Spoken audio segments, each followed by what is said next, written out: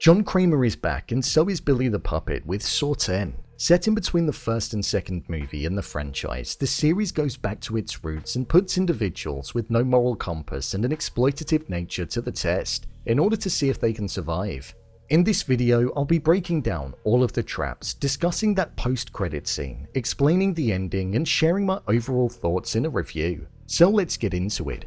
I'm Brainpilot, and here is Saw 10 Ending Explained Review and Post-Credit Scene Breakdown. Just to let you know, this video will contain spoilers. Let's start with that post-credit scene.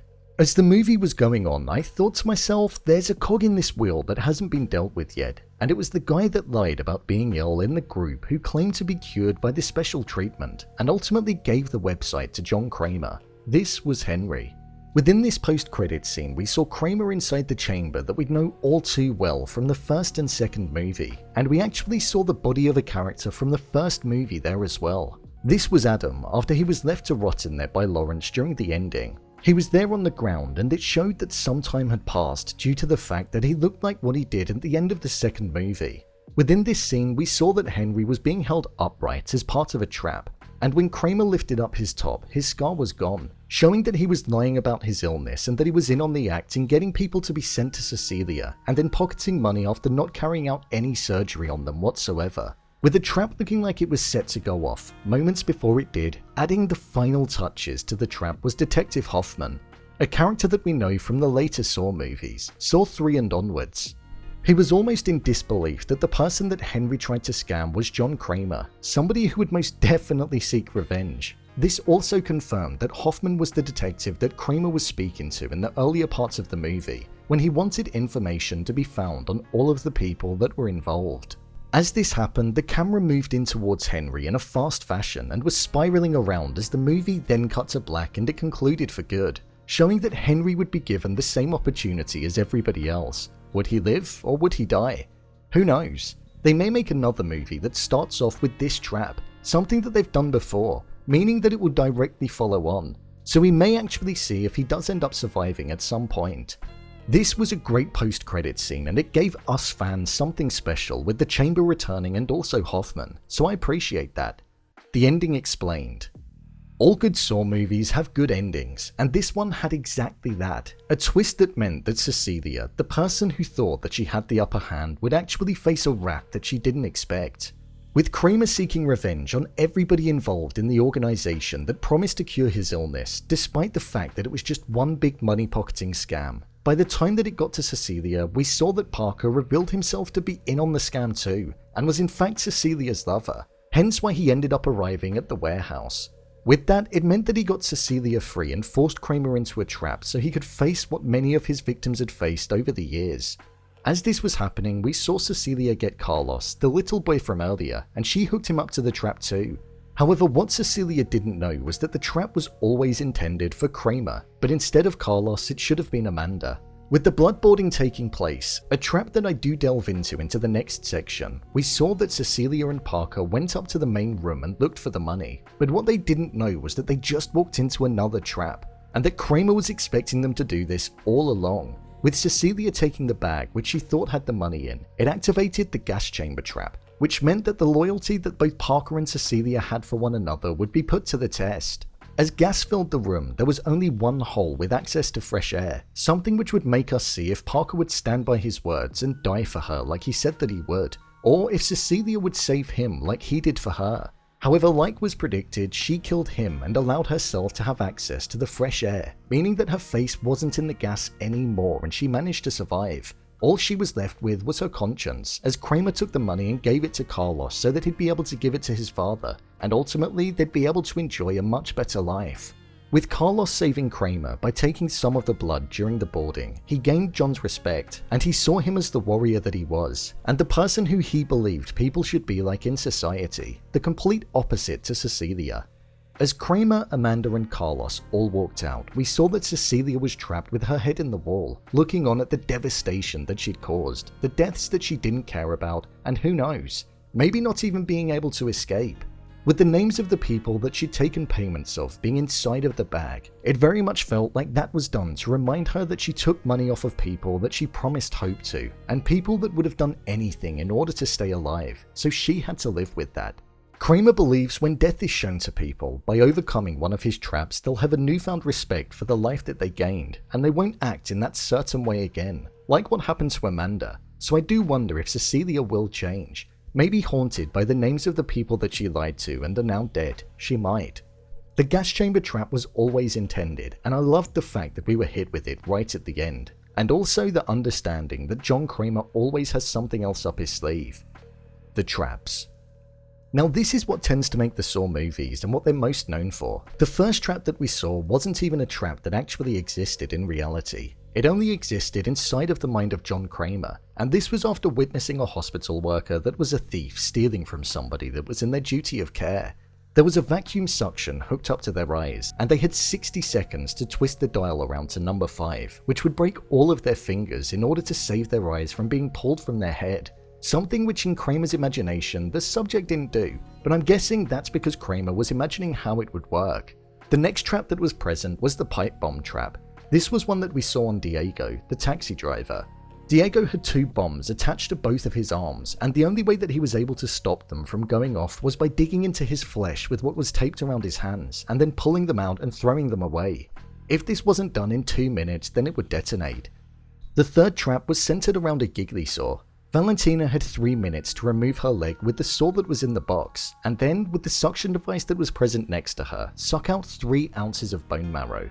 If she did this, then it would in turn cause the mechanical device that it was connected to deactivate. If she didn't do it within the time frame, then a mechanical device which had another giggly saw attached to it would move towards her neck, and I think you get the picture of what happens next. The fourth trap that was present in the movie was centered around the surgery that John Kramer was supposed to have had at the facility, the brain surgery trap. This had Mateo hooked up to it. Mateo needed to remove a part of his cerebral tissue and place it in the container on the table. When the right amount was placed and the chemicals had worked on it, it would allow him to access the key to the trap that he was in. If he didn't, then it meant that the mask that was placed around him that was laced with what looked like what you'd find inside of a radiator would be pressed upon him, and it would in turn cause the face to be melted by the sheer amount of heat that it emitted. After this, there was then a trap that was focused around emitting radiation onto its subjects. With the subject Gabriela in chains, it would hang them in the air, and over a 3-minute period the radiation would get stronger and stronger. In order to escape it, the subject had to break one of their feet and one of their hands in order to slide them out of the shackles that were around them. If they did this, then they'd survive. If they didn't, then they'd just essentially melt away due to the radiation. The next trap that we saw was one that Kramer was actually hooked up to, and this was the bloodboard trap. 2 individuals would have to lie down, and this was shown to prove selflessness. The board that the 2 subjects would be lying down on would be like a seesaw, and depending on which way the lever was pulled, it meant that they would face the wrath of the blood pouring onto them. This was never supposed to cause death due to it being intended for Amanda and Kramer, but it's easy to see how it could cause it. The penultimate trap that we saw was the one which utilized gas, with 2 people being locked inside of a room. This was designed to only have 1 survivor. Both individuals would have to fight to the death as gas filled up the room, with there only being 1 hole in the wall with access to air that wasn't contaminated. We saw this happening for Cecilia and her partner Parker. So with 2 people that care for each other deeply, it's clear to see if this one proves selflessness, and if one would truly die for the other, or if words don't have any meaning behind them. The final trap that we saw in the movie was in the post-credit scene, and this was a trap that had Henry attached to it. Whilst the subject was held up like a piece of meat with their hands above their head, there was a mechanical device which looked like there were blades attached to them which would be flipping around and heading towards the individual's stomach. We didn't see how this one played out or what the requirements were in order to survive, so unless there's a sequel where we see it happen, we may never know. Overall review. I thought this was the best Saw movie that they've made in a long while. It tapped into everything that we know and love from Saw 1 to 3, and maybe 4, and it brought it to the forefront. There was an interesting story at its core, something which the original movies had. The more recent ones tended to focus on the traps and lost the power of the story, whereas this one had extremely creative traps and it didn't compromise the story at all. Tobin Bell appeared for the first time in a long while in full force and with power, and he quite literally carried this movie by becoming John Kramer again. It was something that I was really glad to see. His voice is so iconic, and this movie proves that because Billy the Puppet was barely in it. John Kramer was the haunting one, and it showed just how powerful of a character he's become. The way that this film was shot was very telling of the fact that they wanted to make it in between the first and second movie. The shots when some of the traps were happening, such as the spinning around in the chair, exactly like what we saw in Saw 1 when Amanda was in her trap. The fast zooms, quick pans, and general sense of panic was really shown to us in the way that it was filmed. In terms of the gore, there were moments where I felt like I could feel what the subjects were doing. When Valentina was using the giggly saw, that got me completely, and I had to look away. Also, when Mateo was picking on his brain, I don't know how that's even possible, but I felt it. The twist at the end was something that I saw coming, but it didn't ruin it. The original Saw movies always had a good twist, and in my head, I knew that there was no way that Kramer and Amanda would just walk out willy-nilly and make themselves a victim of their own traps. So when that music kicked in and the reveal started happening, I was on the edge of my seat, and I loved it. The cast were pretty good in this movie. Tobin Bell and Shawnee Smith definitely stole it though. It was great seeing Amanda on the screen again and delivering the emotion that she always comes with. Her relatability and empathy to Gabriela was something that I'm glad that they included, as it felt like that was something that a character like Amanda would feel, especially seeing as though she was quite fresh off of the back of escaping a trap. The main thing that let this movie down was the dialogue and some of the delivery of it from some of the characters, like Cecilia.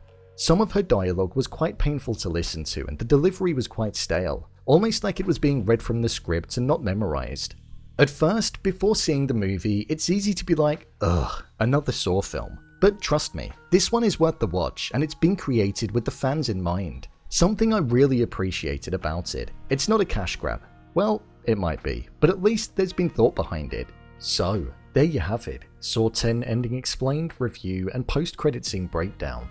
I've broken down the first movie and the entirety of the franchise, so click on the card in the top corner if you'd like to give it a watch. Also, let me know if you want to see breakdowns of all of the movies from the series. If you'd like to see what I rate the latest movies that don't quite make the cut to getting a dedicated video, then head over to my Letterboxd profile. It's where I rate the latest releases in real time. What did you think of this movie? Leave a comment down below, and don't forget to subscribe. I'll see you next time.